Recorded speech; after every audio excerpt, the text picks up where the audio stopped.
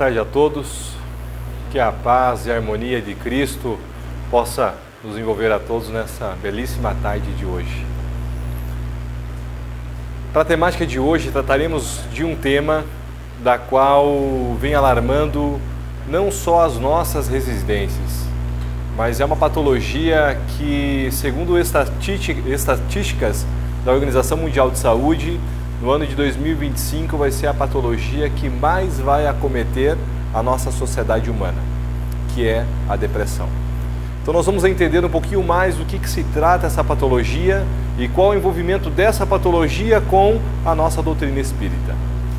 Nós vamos ver que naquela tríade de filosofia, religião e ciência, da qual está fundada a nossa doutrina espírita, nós vamos numa trajetória hoje um pouco mais científica, para conseguir compreender um pouquinho mais da ciência e aonde a doutrina espírita vem iluminar de maneira consoladora para que possamos entender essa patologia em específico. Mas a partir do momento que eu tenha o chassi de como a patologia é interferida pelo espírito, eu também posso associar em diversas outras patologias. Quantos amigos estão aqui pela primeira vez? Então, que alegria para poder hoje, então, começar a relatar sobre essa imortalidade da alma, sobre a reencarnação, sobre essa comunicação dos espíritos que já nos deixaram, que partiram nessa jornada ou em jornadas transatas, em reencarnações que talvez os amigos não puderam estar presentes nessa e nos aguardam na erradicidade. Não só amigos, mas também os nossos adversários. E quando a gente começa a estudar um pouquinho mais sobre a depressão, nós vamos cair numa temática justamente do transtorno obsessivo compulsivo depressivo, aonde vai ser muito difícil desligar um fato de uma depressão a um fato de uma obsessão. E o que seria um fator obsessivo? Como nós somos espíritos aprisionados num corpo físico, nós já tivemos jornadas das quais fizemos vários adversários, mas também fizemos muitos amigos. E muitas vezes esses adversários que já desencarnaram não se encontram num corpo físico. E onde eles estão? Seguros, a gente lê no céu e inferno, nós vamos ver numa escala evolutiva que cada um permanece no seu nível de consciência. Que não existe um inferno em relação à parte de um lugar físico, a não ser pela mente e a consciência de cada indivíduo, que se reúne pelo seu grupo, que está na mesma sintonia para ficar naquele inferno astral até chegar o momento da sua consciência desperta, de lembrar de um amor de Cristo, de recordar de um amor de mãe, de recordar de uma imortalidade da alma da qual a sua jornada continua, para novamente em novas jornadas reencarnatórias poder superar os seus equívocos e erros. Mas esses amigos que se encontram na erraticidade, nesse mundo espiritual, muitas vezes são espíritos ainda ignorantes como nós, e da qual hoje nos reencontram. E nos reencontram e relembram daquele passado tortuoso do qual nós fomos os grandes indivíduos que causaram o sofrimento àqueles outros. E hoje eles nos acham. E a partir do momento que eles nos localizam, eles começam então um vínculo tormentoso. Porque aonde está o devedor, ali estará o seu credor. E a lei de causa e efeito e justiça divina permite esse vínculo. E nesse vínculo nós vamos começando a sofrer um tormento por ideias nos nossos pensamentos de indivíduos desencarnados, para que pudéssemos mudar a nossa trajetória durante a nossa existência física. Nós vamos entender um pouquinho mais aonde nasce esse pensamento, qual é o controle que eu tenho desse pensamento. Mas o importante nós relatarmos em relação a um processo obsessivo é que tudo nasce numa simples ideia, num simples pensamento, que conforme eu vou dando literalmente a corda, eu vou dando crédito a esse pensamento, daqui um pouquinho esse pensamento me invade. E eu começo a calcular e a projetar efeitos para transformar aquele meu pensamento numa ação. Então eu começo a ter um diálogo comigo mesmo. Quando nós pegamos para ver uma palestra de Divaldo Franco em relação justamente ao processo depressivo, eles vêm nos trazendo que a depressão ele dividiria em 3 fases: a pré-depressão, a depressão profunda e a depressão. A pré-depressão, ele associa num livro dos médiuns, em um dos capítulos intitulados Obsessão. Então, a pré-depressão seria a obsessão simples. E essa obsessão simples nada mais é do que espíritos, sejam nossos adversários ou não, porque às vezes um espírito inferior não quer somente o nosso mal, mas ele deseja o mal daquilo que você está desejando construir. Ele não deseja que o bem cresça. E se você está começando a se ligar para o bem, talvez você possa começar a ganhar novos inimigos. E talvez ali você possa começar a ter novas sugestões de espíritos desencarnados que possam lhe induzir ao quê? A deixar essa trajetória e seguir aquela que está confortável. Vai mudar para quê? Por que agora você vai sair de casa sábado, 6 da tarde? Fica em casa. É o teu programa preferido. Vai lá ouvir falar o quê? De Cristo? Para quê? Fica aí. Depois você faz uma leitura em casa, atualiza, põe no YouTube. Mas não deseja o convívio. Numa obsessão simples. Essa seria a pré-depressão, quando nós começamos a induzir um pensamento à nossa tristeza. Quando nós não conseguimos achar uma resposta ao porquê da vida. Para que eu estou aqui?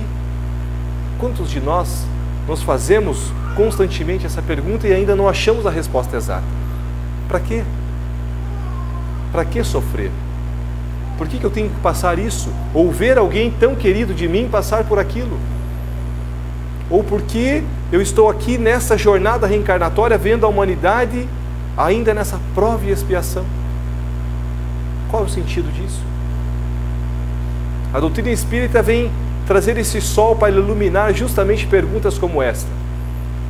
Mas a partir do momento que eu começo a entrelaçar os meus pensamentos nessas ideias que vêm surgindo, Divaldo Franco traz que surge a depressão. A depressão seria um outro fascículo da obsessão, onde ele traz que seria a obsessão por fascinação. E nessa obsessão por fascinação é justamente o vínculo que eu começo a ter com o espírito, do qual eu começo a ver que aquele ponto final, do qual eu projeto, eu vejo o fim. E eu acredito que aquele fim é o fim mais correto para a minha jornada e para a minha meta existencial. Mas eu começo a criar um tormento tão grande para atingir aquele fim, que do qual eu começo a me desvencilhar das amizades que eu tenho há longos anos. Eu começo a me afastar de amigos, de parentes, de pessoas que me querem bem, e da qual as pessoas começam a falar assim: mas Laudelino, veja o caminho que você está tomando, calma, reflita. Mas eu estou tão fascinado pelaquela ideia, da qual aquele indivíduo, aquele outro justamente será o meu caminho da salvação. E eu me afasto de tudo e de todos para seguir ao braço daquele indivíduo que passou e que logo me deixará. Só que muitas vezes, quando ele então se afastar de mim, a depressão estará num grau tão profundo que da qual o espírito que me atormenta terá grande controle sobre a minha existência. E meu próximo pensamento será que essa vida não vale a pena. E de repente surge um pensamento da qual nunca havia me passado pela cabeça. Para que não tirar ela? Que sentido tem essa vida? Posso acabar com isso agora mesmo. E o pensamento vem. Só que com o pensamento começa a surgir justamente o quê? As fórmulas de que eu então realizaria esse ato. E eu vou criando coragem para que isso se torne a realidade. Mas não sozinho. Porque a partir do momento que eu passe dessa fascinação, eu vou entrar numa fase de terceira, que seria a depressão profunda. E vinculando no livro dos médiuns, seria a obsessão por subjugação. E nessa subjugação, aonde os meus pensamentos estariam tão entrelaçados por um ou mais espíritos, da qual estaria me induzindo a cometer o ato mais bárbaro, o ato contra a vida. Segundo Memórias de um Suicida, um tapa na cara de Deus. Eu tiraria a minha vida. Tentando acabar com um tormento, entrando num tormento maior. Porque tentei cessar aquilo que me deixava angustiado. E entro agora numa nova fase do meu espírito imortal, da qual a angústia de não ver que aquele tormento que eu estava desejando que passasse não passou, e entrando agora e revivendo aquele ato que eu cometi contra a minha vida. Eu começo a despertar a minha consciência e saber que eu sou um indivíduo filho de Deus, nessa imortalidade da qual eu tenho uma jornada a seguir. E que a única forma de eu acelerar para cessar esse sofrimento é a minha reforma íntima. Que não existem atalhos, que a jornada é individual e intransferível. Quando aprofundamos no Livro dos Espíritos, vamos encontrar na pergunta 943: de onde nasce o desgosto da vida, que sem motivos plausíveis se apodera de certos indivíduos? A resposta: efeito da ociosidade, da falta de fé e também da saciedade. Para aquele que usa de suas faculdades com um fim útil e de acordo com as suas aptidões naturais, o trabalho nada tem de árido e a vida se escoa mais rapidamente. Ele lhe suporta as vicissitudes com tanto mais paciência e resignação, quanto obra com o fito da felicidade mais sólida e mais durável que o espera. Na mensagem da abertura, quando vemos bem-aventurados os aflitos, porque a partir do momento que eu começo a trabalhar e começo a ver que a obra do bem exige e necessita de valorosos trabalhadores, dedicados, não para realizar a caridade, mas para indivíduos se formarem seres caridosos, para conseguirmos de maneira unida, em família, a trabalhar pelo bem, ao próximo, a colocarmos os ensinamentos de Cristo, de amar a Deus, amar ao próximo como a si mesmo. E toda a lei está ali. Quando nós pensamos numa patologia, imaginemos nós como a doença crônica. E passe então a contar os minutos, os segundos, e vamos ver a eternidade que dura para nós contarmos 5 minutos, segundo a segundo. Coloque a mente a um trabalho do bem e veja como as horas passam célere. É nesse sentido da qual a vida se escoa rapidamente. E após eu ver que uma jornada tenha durado 30, 40, 50, 100 anos, vimos no noticiário que a mulher mais velha está em Cascavel 106 anos. Mas o corpo físico não vai ficar eterno. Se vai, e o espírito imortal transcende e vai seguir a sua jornada. Mas vai levar consigo uma bagagem que eu dediquei ao meu espírito. Quais foram as minhas tarefas que me engrandeceram moralmente? Imaginemos nós num despertar no além-túmulo, como Bezerra de Menezes, a pedir para o seu amigo protetor, falando: mas que é essa multidão? Essa multidão são das pessoas das quais as lágrimas você enxugou. Quantas de nós vamos receber no mínimo um abraço? Quantas foram as lágrimas que nós enxugamos? Sem o mínimo interesse, porque aí está a verdadeira caridade. Dar a mão direita assim, a esquerda saber a qual, mas sem deixar nenhum vestígio para que o outro veja ou saiba daquele ato, mas apenas pelo simples fato de poder ajudar e ajudar. Não só materialmente, mas ajudar com um ouvido, de escutar às vezes um tormento daquele amigo que tanto sofre, da qual eu vou vivendo um tormento e não tenho tempo para me dedicar a sentar e às vezes escutar um pouco. Um abraço fraterno, um olhar, um eu te entendo. Não sei o que dizer, mas entendo o teu sofrimento. Estou aqui para escutá-lo. Mas vamos aprofundar nesse processo depressivo, da qual a depressão seria justamente o que nos puxa para baixo, nos deprime. E por que nós nos permitimos, numa existência da qual estamos vivendo uma harmonia perfeita? E basta uma semana de tormentos para que a nossa mente se permita entrar num processo de pré-depressão, depressão e depressão profunda rapidamente. Uma vida brilhante, da qual em poucas semanas, atos de tentativas ao suicídio. da qual a vida perdeu sentido em poucas semanas, mas a família está tão unida, eu vou tão bem materialmente, eu sou um homem bem-sucedido, venci o mundo, mas perdi o sentido de mim mesmo. A cada nova conquista, um novo vazio, e um vazio da qual fica como a sede da água do mar. A cada novo gole, mais sede. A cada nova conquista, mais o vazio interno. Nós vamos entender que na Organização Mundial de Saúde, ela estabelece que a depressão apresenta alguns fatores em comum na sua origem: a solidão, a ansiedade e o medo. Nós vamos entender esses três sentimentos para começar a combater em nós, que são sentimentos que vão estar em nós para sempre, mas de maneira ordenada e controlada.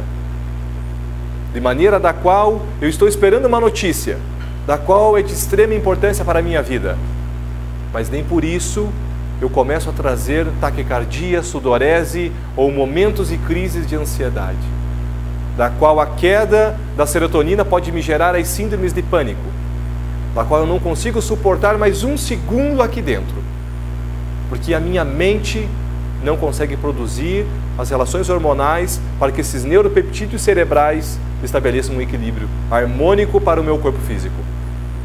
Mas quem regula esses neuropeptídeos? Quem regula a produção desses hormônios? Na serotonina, na dopamina, na noradrenalina, nos principais hormônios produzidos. A mente. Agora, a mente não é o cérebro. O cérebro é a glândula da qual traduz a informação da mente. A mente é a sede do nosso espírito. E o nosso espírito não está aqui numa primeira jornada. Não teria sentido da qual nenhuma razão se preenchesse que estaríamos aqui pela primeira vez. Qual seria a justiça divina? Que Deus amoroso e justo seria esse?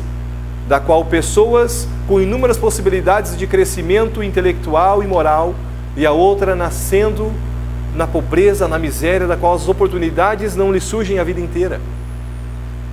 Um espírito nascendo com uma mente brilhante e um outro espírito nascendo com a anencefalia. Se tivéssemos uma única jornada, não teríamos uma justiça. Uma causa inteligente tem que ter um efeito inteligente. E com isso, então, vem o Espiritismo e vem Jesus, tirando a lei de Italião de Moisés, da qual seria olho por olho e dente por dente. E vem surgindo a lei do amor, mas entendendo a lei de causa e efeito. Nós vamos aprofundar nesse sentimento, porque ainda a Organização Mundial de Saúde estabelece que a depressão pode se dividir em duas causas: causa hereditária e causa psicossocial. Então nós pensamos, se é hereditário, se eu tenho um pai ou os avós que têm depressão, a minha constituição genética tem essa predisposição. Não tem como poder escapar disso. Será? E as psicossociais são justamente aquelas três: solidão, medo e ansiedade. Então nós começamos a entender que ou eu passo por esses três sentimentos, ou estou fadado a ter depressão, porque na minha família meus avós tiveram, meus pais tiveram, e eu não tenho como escapar. Nós vamos ver que não.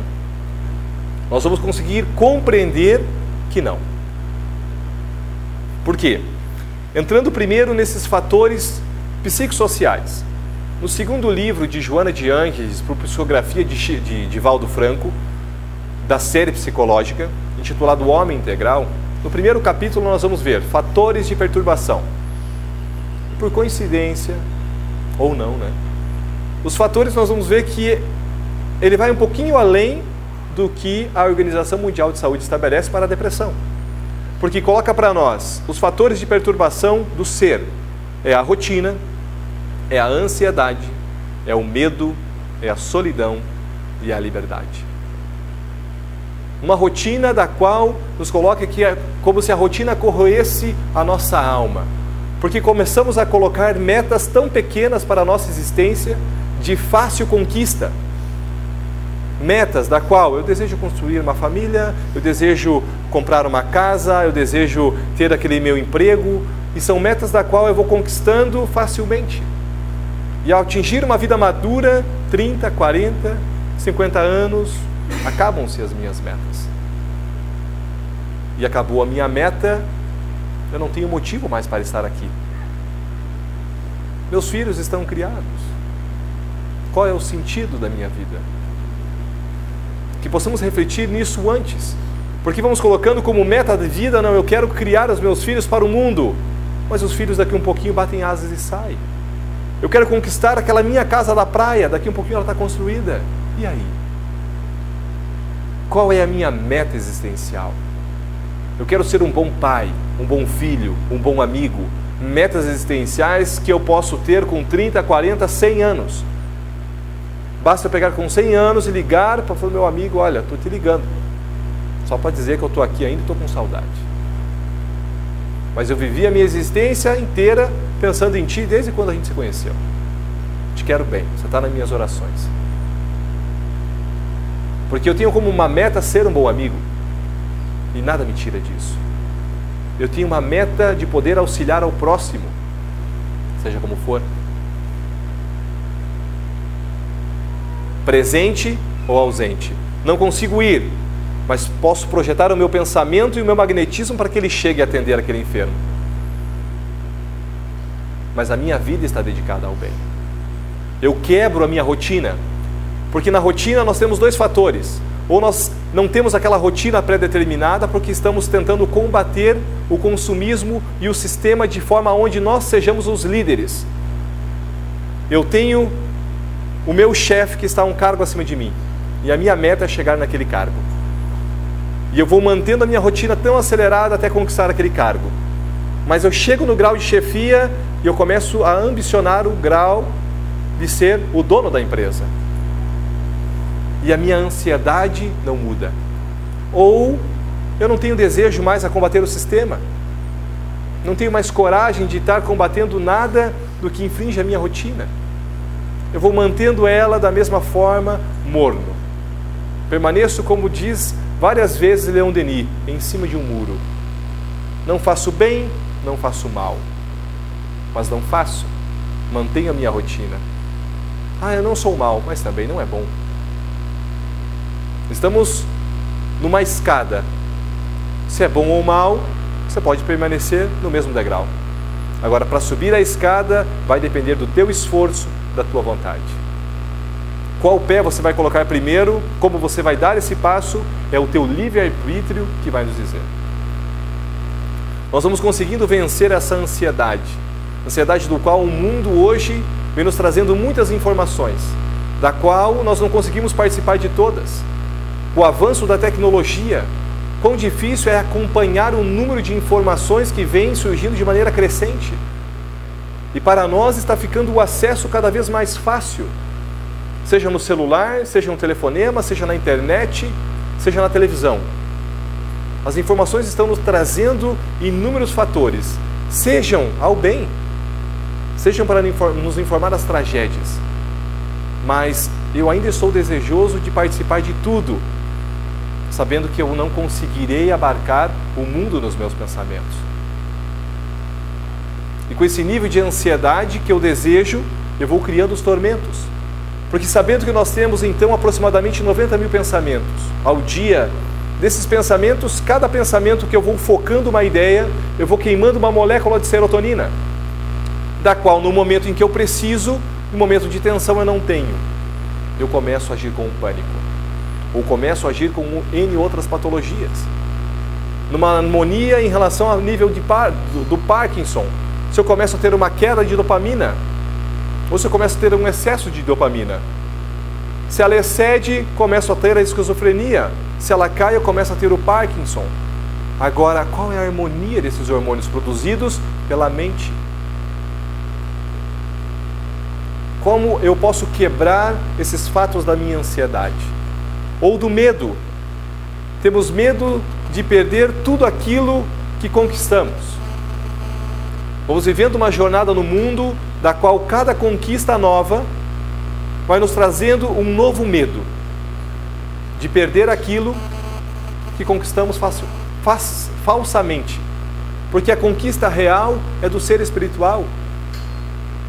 Porque o corpo físico ao deixar esse plano, não leva a nada. Vai ficar, mas o espírito imortal vai levar consigo uma bagagem de conquistas.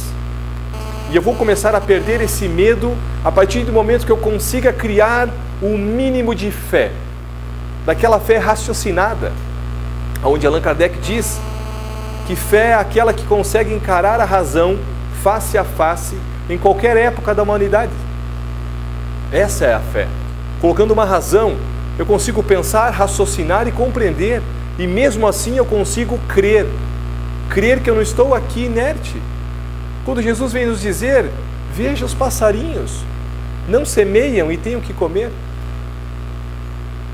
Vejam os lírios, que nada fazem, mas nem Salomão, na sua magnitude, pode se vestir de maneira tão bela. O Pai não abandona ninguém.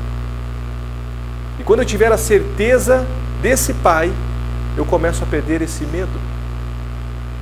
Porque quando nós vamos formando o nosso ego, nessa formação da nossa psique humana, um dos primeiros fatos para conquistar esse ego é a segurança. Mas nós vamos criando uma segurança da qual papai e mamãe estão aqui. Tem um vigia, tem cerca elétrica, tem 3 cachorros, nada de mal vai te acontecer. E a criança vai se tornando um jovem, um adulto, e vai mantendo essa questão do ego ainda atormentada. Porque a segurança real é eu fechar os meus olhos aonde estiver, sabendo que eu estou sendo protegido e amparado por uma força que guia os meus passos. Esse self que está presente dentro de mim, me iluminando, mas eu ainda sem a capacidade de compreender esse brilho, mas com a certeza de que existe um ser superior, da qual eu não me mantenho ligado a nenhuma tomada, mas mantenho 20.000 respirações por minuto, por dia, que eu mantenho meus 80 a 100 batimentos cardíacos, mantenho a minha temperatura corpórea. Algo mantém o meu ser nesse campo eletromagnético vivo. É o espírito. Mas o que faz que essa ligação permaneça durante essa etapa da jornada? A consciência divina. E quando tivermos a consciência que ela realmente está em cada um de nós, compreendemos a palavra de Cristo, que somos deuses, vamos começar a perder um pouco mais desse medo, da qual a sociedade nos impõe, porque agora é um governo da qual não podemos fazer mais nada. Agora está uma insegurança no nosso país, na nossa cidade, criminalidade, e começando cada vez mais a nos trancar dentro de casa para não podermos sair com medo do que possa nos acontecer.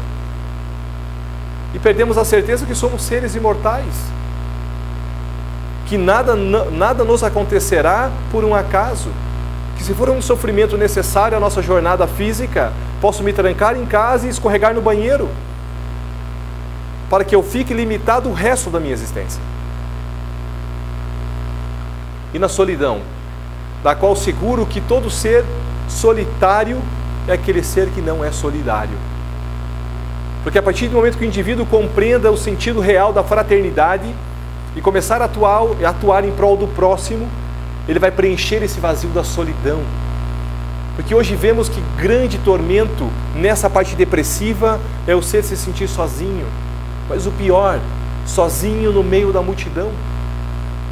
3.000 amigos no Facebook, 40 grupos no WhatsApp, centenas de e-mail por dia.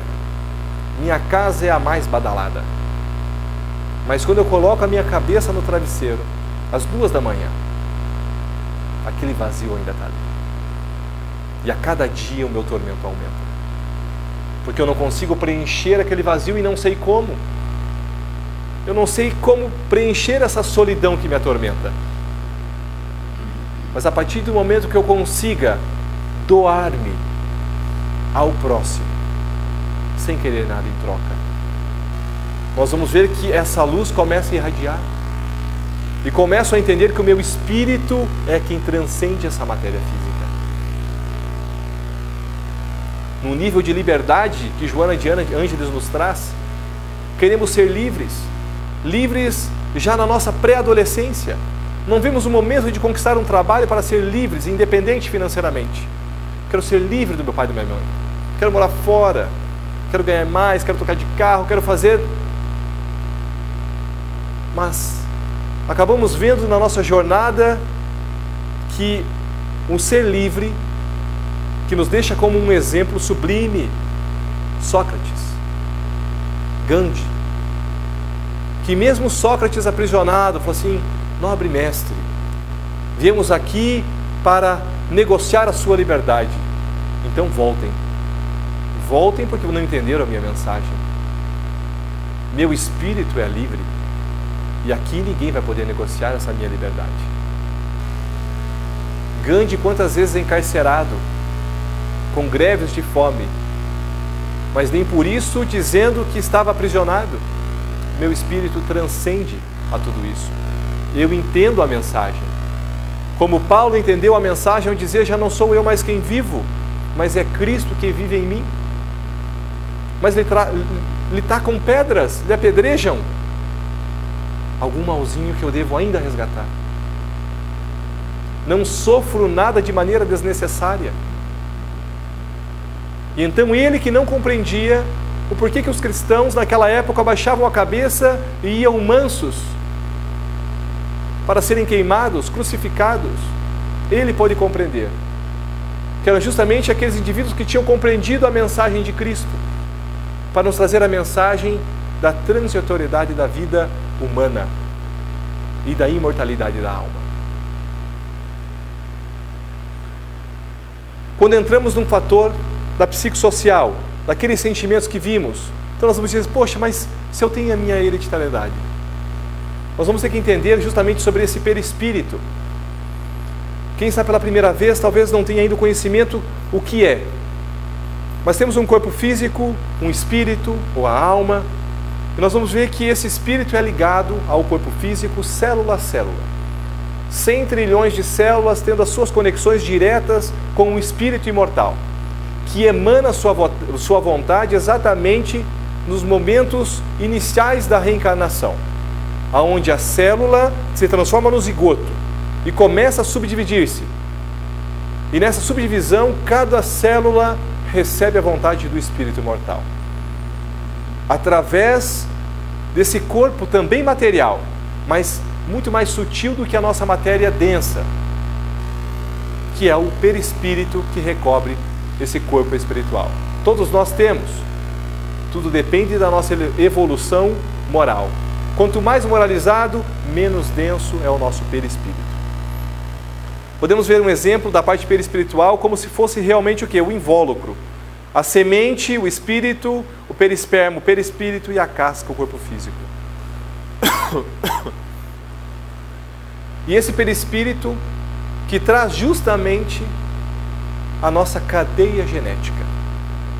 Temos o pai e a mãe que merecemos para poder desenvolver aquela ou aquela outra patologia no decorrer da minha existência. Mas porque aquela patologia estava no meu plano reencarnatório. E nada vai acontecer por um acaso. Quando pego, entendendo um perispírito bruto, num carvão, será que eu consigo visualizar que essa pedra tão bruta como o carvão, com o decorrer dos esbaços do tempo, se transforma num diamante? A pedra mais preciosa. Da mesma forma, é uma pedra. Da mesma forma que o nosso perispírito num plano evolutivo. Mas entendendo que essa ligação vai trazer informações não só de uma existência. Nós vamos trazer informações de inúmeras existências, das quais iremos imprimir no nosso corpo físico as necessidades que temos para evoluirmos. E nesse plano de evolução, nós vamos deixar justamente o quê? Momentos para que possamos despertar algum sofrimento, alguma patologia, porque ainda somos seres que aprendemos através da dor. Porque não tivemos a visão ou amplitude para aprender através do amor. Seguros pelo apóstolo, que o amor cobre a multidão de pecados. A multidão de pecados. Que não precisamos passar pelo sofrimento. Mas porque ainda não sabemos amar, e devemos livrar-nos daquela consciência de culpa, sofremos, resignados ou não. E vamos nos mantendo nesse mundo de provas e expiações, porque mantemos ainda a nossa rotina como um hábito da qual nada muda, está confortável. E nesse conforto, basta então uma célula não se regenerar corretamente, e dela nascer então um câncer, e dela uma metástase, e daqui um pouco meu corpo enfermo começa a me despertar o sentido da vida, o que há 15 anos não me fazia pensar, mas bastou aquela célula despertar em mim algumas perguntas que eu não fazia anteriormente. Lembro de Divaldo relatando uma vez, conversando com Joana de Ângeles: minha irmã, encontro-me tão cansado. Quantos anos trabalhando? São palestras atrás de palestras, viagens atrás de viagens. E a benfeitora diz: meu irmão, nós estamos juntos aqui, né? E a gente acaba não vendo esse teu cansaço. Faremos o seguinte: vamos bolar então um AVC, um derrame. Aí você vai ficar acamado, você vai ter tempo para descansar o teu corpo físico. Não, minha irmã, me deixe trabalhando, eu vou ficar assim mesmo. Queremos descansar, mas eu e meu pai ainda trabalham, dizia Jesus, sendo um espírito perfeito, e nós, ainda muito imperfeitos, desejamos colher frutos dos quais ainda nem plantamos. Estamos na fase da enxada, estamos arando a terra, e somos novamente convidados ao trabalho como trabalhadores da última hora. E é o momento para que cada um pegue a sua enxada e siga lavrando, com chuva ou não, mas com a certeza que se eu continuar trabalhando, fazendo a minha parte, a justiça divina fará dela. Nesse plano de ligação, nós vamos formar 23 pares cromossômicos, da qual ali eu consigo saber tudo sobre as predisposições que o meu organismo físico terá durante essa existência. Se eu realizar um exame de cariótipo normal, nós vamos ver uma perninha a menos, mais curta, mais longa, síndromes aos milhares, podendo trazer limitações por toda uma existência, já no nascimento ou podendo despertar durante a minha vida adulta. Hoje o cariótipo consegue cortar cada perninha desses cromossomos e verificar as predisposições que eu terei. Olha, a predisposição de desenvolver um câncer após os 40 anos, a predisposição para você ter um mioma após os 35, uma predisposição em N outras patologias. E o que traz essa memória, a não ser essa memória do nosso espírito, que é o perispírito emanando a sua vontade em cada célula. Só que nessas células nós vamos identificar que, quando essa dupla hélice de DNA está se formando, ela vai enrolando sobre si mesma, como a gente consegue ver em cima, a cadeia de DNA recebe essas histonas que vão se enrolando sobre si mesma. Nesse desenvolvimento genético, no último projeto Genoma, da qual os mais nobres cientistas esperavam descobrir 95 mil genes de gene, consegue constatar que o genoma humano tem 35 mil e o chimpanzé tinha 32. E consegue entender, poxa, mas por que tão pequena a diferença? Que haviam descoberto primeiro do chimpanzé e esperavam 90 mil no ser humano e viram somente 3 mil a mais. E nessa cadeia genética ela vai se enrolando sobre si mesma e formando um par cromossômico. Nesses pares formam os 23 pares. Mas a gente consegue ver que um gene é formado por essas 3 partes. Um gene. Nós temos uma cadeia genética de 35 mil em cada célula. 100 trilhões de células. 35 mil genes enrolados nessa cadeia de DNA para formar a nossa constituição física. E onde será que o espírito ou o perispírito estaria atuando? Aqui, importante ressaltar que um pesquisador da Faculdade de Medicina de Harvard, um geneticista chamado Jim Hammer, ele descobre nas suas pesquisas um gene chamado VMAT2, que ele intitula como gene divino. Um gene do qual, todas as vezes que eu transcendo a matéria, com um pensamento, com uma leitura edificante, com um ato no bem, com convívio com a natureza, com convívio ao próximo, onde eu transcendo a natureza, esse gene, um dos raros dos nossos 35 mil, produzem 4 monoaminas cerebrais. Normalmente eles produzem 2. E ele, justamente por ser um gene que produz essas 4, intitulou o gene divino, capaz de produzir o hormônio da ocitocina, que é o hormônio do amor. Imagine que um outro cardiologista de Harvard fez uma pesquisa, chamado Herbert Benson, que também estuda a mente já desde a década de 60, que injetou ocitocina num grupo de 400 indivíduos. E desses 400 indivíduos, 85% deles, após a ingestão dessa ocitocina, tiveram a livre vontade de emprestar dinheiro a parentes e amigos. Imagina o tamanho do amor, que muitas vezes ali a gente acaba colocando o nosso coração, né? E ali, a ocitocina no nosso corpo, nós começamos a se desprender da matéria. Não, eu empresto. É para o meu irmão, não, vem, eu vou assinar o cheque. Um hormônio produzido. E esse gene tem essa capacidade. E muito simples para eu ativar esse gene. Basta atingir o meu processo de transcendência. Quando nós pegamos uma célula, nós podemos ver a sua divisão entre corpo celular e núcleo. Queria trazer para vocês só essa divisão. Quando o núcleo é recortado, existe uma substância chamada cromatina. Existe o núcleo e o nucléolo, o azulzinho mais escuro. Entre os dois tem essa cromatina. Essa cromatina está a nossa cadeia genética de DNA e os nossos 23 pares de cromossomos. Em cada uma dessas células, ali, nessa cromatina. Agora, quando nós vamos aprofundando, aqui de uma mão, a 10 centímetros, não está dando para ver bem, né? Mas é uma mão a 10 centímetros. Ela vai aproximando a mão em microns, em nanômetros, dá para a gente ver a célula, ela vai aproximando na cadeia de DNA, ela vai na cadeia cromossômica, nas duplas hélices de DNA e chega nos blocos cromossomiais. Naqueles blocos cromossomiais, na profundeza desse cromossomo, nos traz André Luiz, no livro Em Evolução em Dois Mundos, que ali existe como se fosse uma purpurina em cima de cada bloco cromossomial, chamado bióforo.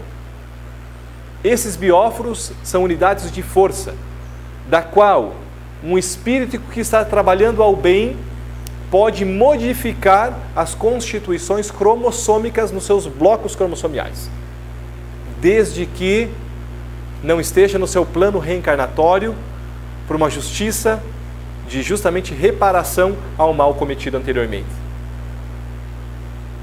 Então, se chegar o momento de despertar, aos meus 40 anos, uma patologia da qual eu esteja trabalhando ao bem, e aquele momento chegar, pode ser que o gatilho seja mantido ali. Não dispara, porque ele está trabalhando ao bem. Pode conseguir reparar aquele equívoco pelo amor e não através da dor. Para conseguirmos compreender na nossa constituição física como isso se dá. Somos seres que ou tivemos, ou temos, ou teremos depressão. E vamos conseguindo compreender uma fórmula para quê? O momento em que essas ideias comecem a nos surgir. Um novo caminho eu devo traçar nos meus pensamentos, para que eu escape dessa patologia. Trabalhando ao bem, trabalhando ao próximo. Nós vamos ver nos nossos centros de força, da qual se dividem entre coronário, frontal, laríngeo, cardíaco, esplênico, gástrico e genésico. Em cada centro de força da qual eu ativamente posso lesioná-lo ou recondicioná-lo.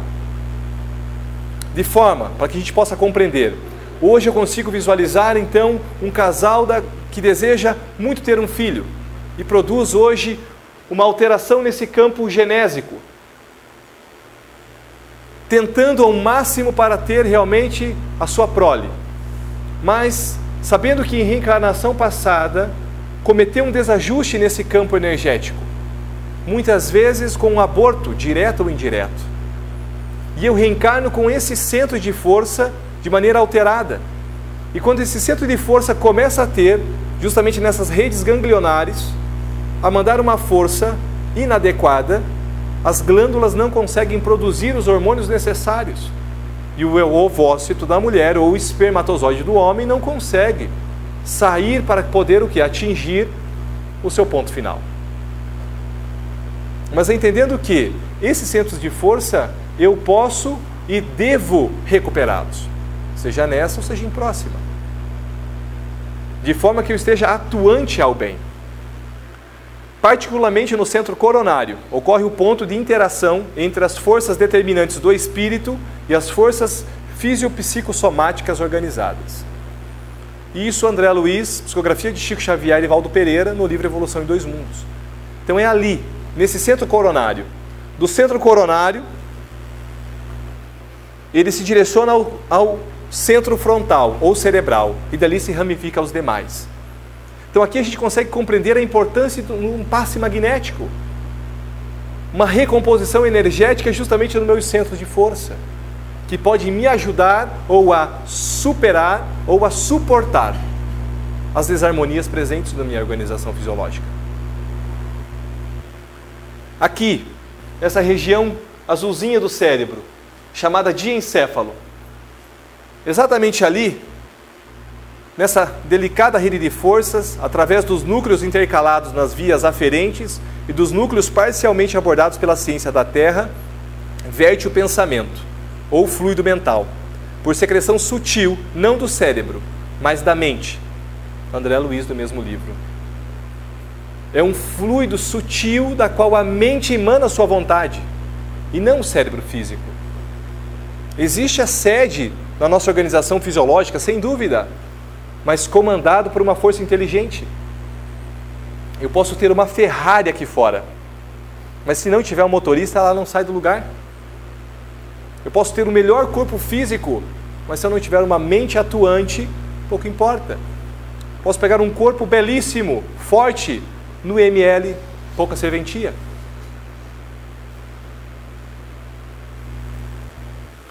Podemos ver nos nossos centros de força, no nosso gene divino, que próprio Jim Hammer coloca que não é o único.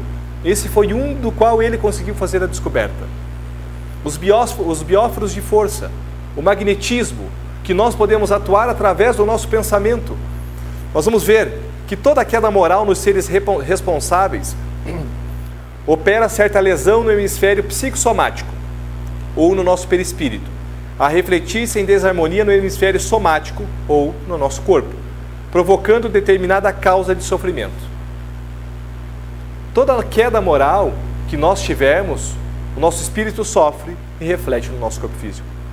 Nós vamos ver, seguro pelo Evangelho segundo o Espiritismo, que a grande maioria das patologias que sofremos hoje não é de jornada transata, e sim de excessos presentes.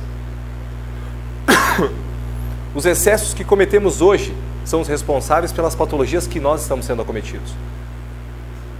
E eu preciso mudar a minha rotina. Eu preciso tirar essa ociosidade e começar a me envolver num trabalho, não visando somente remuneração, mas visando entregar as minhas energias em prol de uma atividade edificante ao meu espírito. Temos as possibilidades de reparação dessa energia, o passe magnético, a água fluidificada, a oração, mas principalmente a reforma íntima. Quando Jesus, acabado de curar o paralítico de Cafarnaum e uma multidão chora junto com Simão Pedro, fala: não vim colocar remendo novo em trapo velho, vinho bom em vasilhame sujo para que há vinagre. Eu vim ofertar a cura real, a cura do espírito, para que o indivíduo tivesse então a saúde do corpo, para dedicar esse corpo à obra do bem. Mas não entenderam a minha mensagem. Desejam curar o corpo e manter a alma enferma.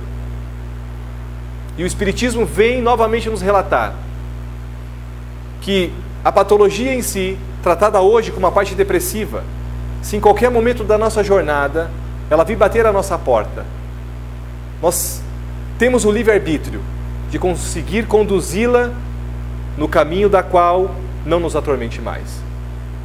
Porque não somos seres perfeitos, seremos atormentados, sem dúvida, mas se cada dia eu vou fechando uma janelinha o acesso vai ficando cada vez mais difícil. E agora, se a cada dia eu abro novas portas, novas mentes nos atormentam. Seguros que quando nos faz uma pergunta, sendo uma transmissão de energia, o passe, a água, a oração, existe a finalidade da fé? Eu preciso ter fé sentado aqui para ganhar um passe, para fazer uma oração. Eu preciso acreditar em algo? Seguros pelo Evangelho segundo o Espiritismo, que entende-se a fé a confiança que se tem na realização de uma coisa, a certeza de atingir determinado fim. Ela dá uma espécie de lucidez, que permite que em pensamento vislumbre a meta que deseja alcançar e os meios de como fazê-lo. O poder da fé se demonstra de modo direto e especial na ação magnética. Por seu intermédio, o homem atua sobre os fluidos, agente universal, modifica-lhe as qualidades e dá uma impulsão, por assim dizer, irresistível. Irresistível como? Quando Jesus, ao curar um cego de nascença, tu crês que eu possa curar-te? Então vá. A tua fé te salvou. Na mulher hemorroíça, ao encostar as suas vestes, quem encostou em mim? O Senhor. Estamos no meio da multidão. Fala, empurra para lá e para cá. Como é que eu vou saber? De mim saiu uma virtude. Fui eu, mestre. Então vá, minha irmã. A tua fé te curou. A fé. A fé de que estamos sempre sendo conduzidos por uma força e um plano superior. Seremos perfeitos. A celeridade dessa perfeição vai depender dos nossos atos diários. Desejamos ainda ser curados. Desejamos ter um corpo físico sem o mínimo de sofrimento. Mas será que entendemos que o Espírito mais perfeito que pisou na terra foi crucificado? E nós não desejamos ainda sair do nosso conforto, mas que possamos entender a mensagem e começar o trabalho de reforma moral e dedicar o nosso tempo numa meta única, numa meta da qual irá destinar o nosso caminho à perfeição, que é o amor. Muito obrigado.